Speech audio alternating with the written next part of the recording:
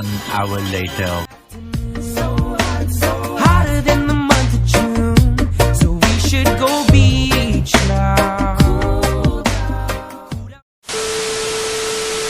My name is Patrick de la Cruz from PSA 1. Wala ko si tatay. Tay, ano po ba pangalan? Rayboy Bilina. Number 1 question po. Capital. O magkano po yung puhunan niyo sa pag-alaga ng bibig? Ng bibig, mga, ang ano kasi dito, 1 kilo. 180 ang isang kilo. Sa isang peraso, 2 kilo ang bawat isa. Mga ano po, mga challenges o problema niyo po sa pag-aalaga ng Ay yung ano, mga panahon, pagka na biglang init, tapos biglang uulan, yun, nagkaroon piste.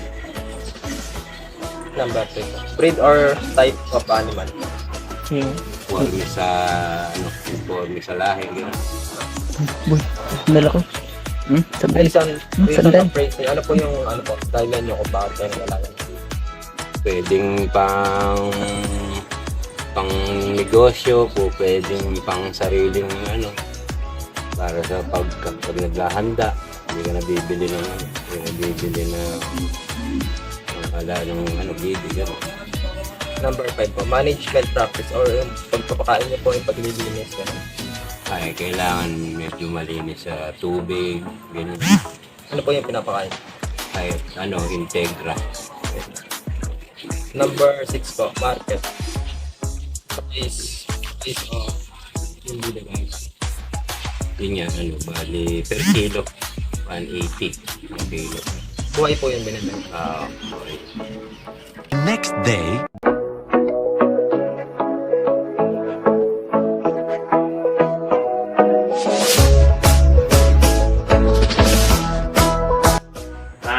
My name is John Ivan Bautista, PSA 1E, at mag-interview tayo na ngayon ng nag-aalaga ng hayop.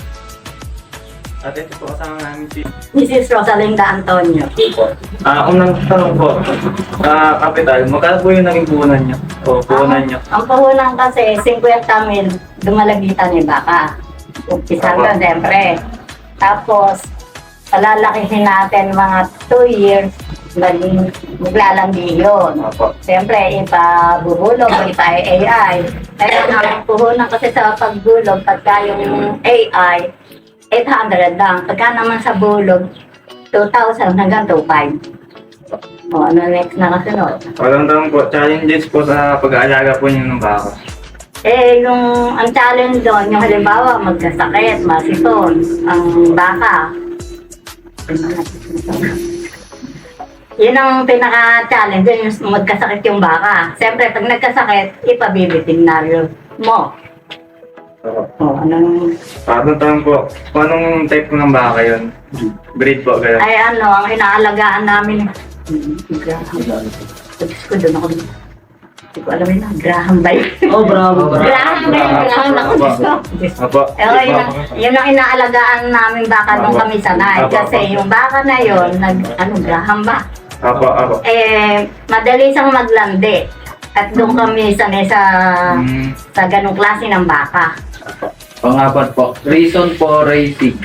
Yung Dahilan po ng pag-aalaga. Kaya kami nag-aalaga ng baka, pantulong sa kabuhayan namin. Siyempre, napag-aral ko yung mga anak ko dahil din sa mga alaga namin.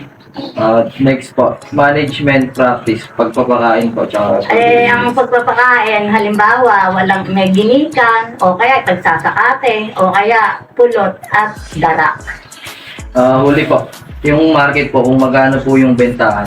Ayun, halimbawa, nagkaanak na ang isang baka. Pag yun ay nagkaroon ng anak ng 4 na buwan, halimbawa yung lalaki, mas mahal ang lalaki, nagkakahalaga yun ng 45,000 kaysa sa babae, mas mababa ang babae. Ilan po yung mga tanong namin? Thank you po. Salamat eh. 2 hours later.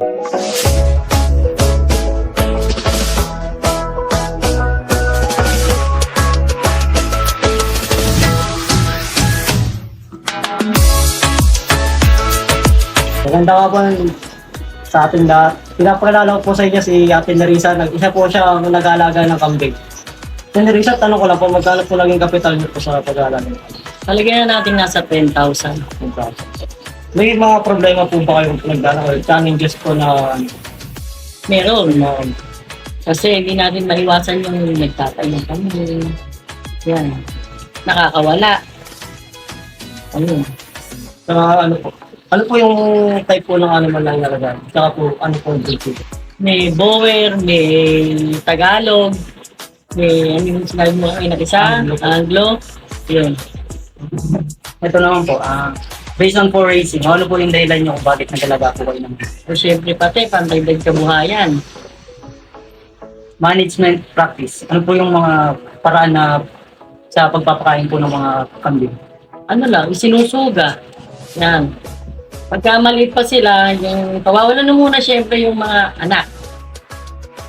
Pagka medyo malaki na yan, itatali na. Yun. Market po, magkano nyo po sila na ibebenta? Hindi pare-pareho. Pagka may lahi ang kambing, iba presyo. Pagka Tagalog lang, titimbangin.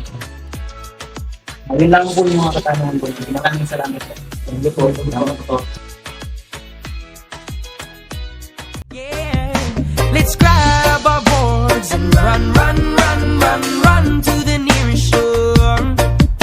School is proud. Let's go now and hell it out the door. Yeah, the waves is on fire.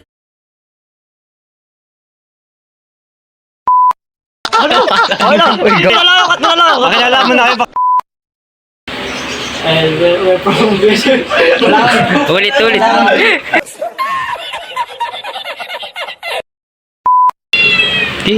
Hello everyone. Hello group. Ay, ulit.